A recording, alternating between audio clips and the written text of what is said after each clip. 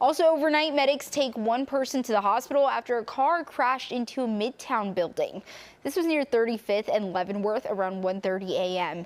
Police arrived to find a sedan slammed into an antique store. Details are still hard to come by, but dispatchers tell us one person's injuries are not considered life-threatening.